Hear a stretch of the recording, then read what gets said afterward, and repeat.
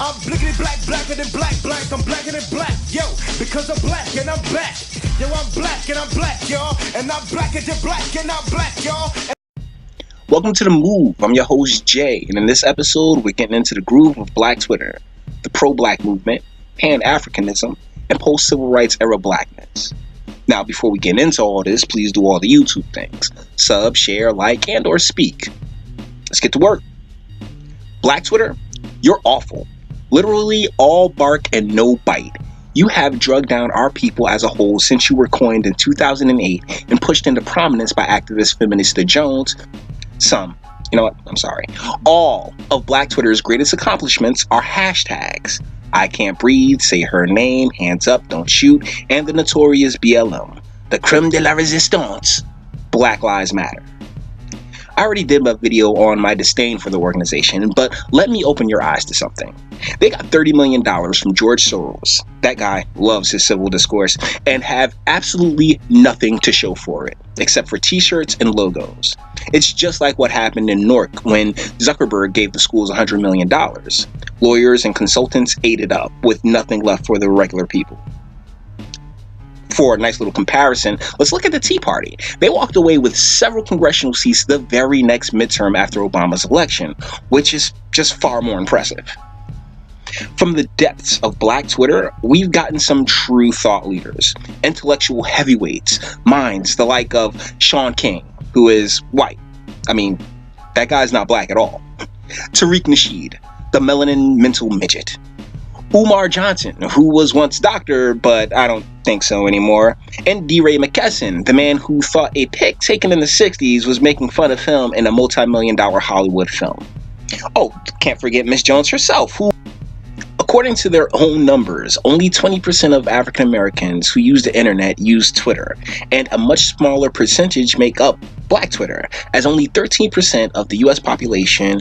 What Black Twitter adds up to is less than a percentage point of a percentage point. So where does such a small group get such a big voice?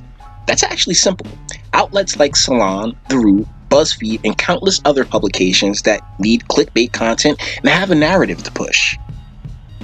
I remember the world before the internet, which is something anyone born after 1996 is completely unfamiliar with. But I say that to say this: it can literally be anyone behind the avies, likes, and retweets. And these companies can pay for such things. So in all actuality, Black Twitter is just another mechanism to control and maintain a narrative of African American victimhood.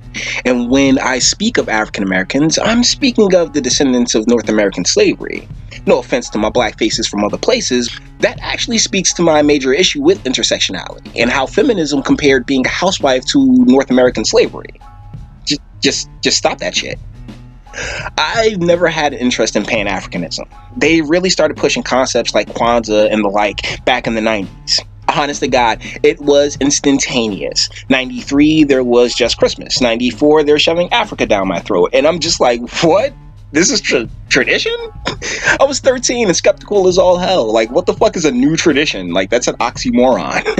Why should I give a shit about Africa? It's not like they ever came from my ancestors, so let's be real about this. Pro-Blackness, Pan-Africanism, and seemingly the whole of Afrocentricity seems to be a gigantic scam that is the worst kind.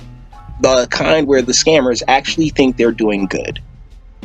See, I did some digging into Kwanzaa. It was started in prison by a Black Panther in the 60s, who was released in the 70s by a government to push the Pan-Africanism ideology. That is wholly gynocentric in its nature. The focus of the virtues of the Black woman, it was made in prison, Mother Earth, Empress, Goddess, Queen, everything, was and still is an enticing prospect for both men and women. To women, it elevates, and for the guy, it gives him an icebreaker. Win-win, right? Insert child support, no-fault divorce, the welfare state, dismantling of unions and organized labor, sexual revolution, the drug war, daycares in high school, media portrayals. When you look up 40 years later and see we are more far gone than ever collectively, was it worth it? I mean, the NAACP has an award show every year, while poverty steadily increases. The entertainers make millions, donate thousands, and the people continue down destructive paths like a train without brakes. Pan-Africanism has done nothing to change the fortunes for the people. These concepts, ideologies, and institutions are designed to pay lip service to the problems while exploiting the conditions for profits. The Black church is guilty as well. It has been a large facilitator of this movement. Heck, some could say the Black church is the biggest culprit due to its religious code, but I digress. If you have this true love and connection to the motherland, I'm not knocking you, nor am I one to take that from you. It's just like with religion, whatever brings you peace, I'm happy you could obtain it. But as a whole, while you're concerned about Africa and Jesus, the Black middle and working class has been obliterated and replaced with the hustling class. Poverty has skyrocketed. And when that's the case, insert crime here. One of the biggest problems in urban communities is that we don't listen to each other. I'm positive some would interpret this video as somehow being anti-Black or anti-immigrant or something like that, but it's the furthest thing from the case. And what I have come to learn is that miscalculation on the listener's end is a driving force behind the concepts of pro-Blackness and Pan-Africanism. The militant mindset that drives a wedge between those who don't share the same ideas, but share the same goals. Last paragraph. Let's drive the point home. Black Twitter is in no way representative of Black people. Stop letting corporate media sell you that lie. Every group has its jackasses. Ours are just more super entertaining. And let me remind you that 6 companies own all of American media. Even BET is in Caucasian hands.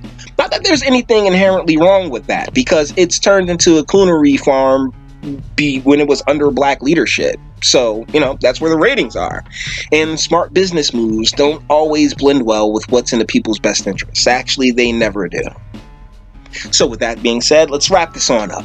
Thank you so much for putting up with me. You're awesome. Please tell me in the comments, am I wrong? Did I miss something? And Pan-African has brought prosperity to an urban community? I just didn't hear about it? Has Black Twitter done anything substantive beyond make a few Negroes and one white guy thousandaires? Has the NAACP and Black Church done enough since the Civil Rights era to justify their status in urban communities? Until the next vid, love.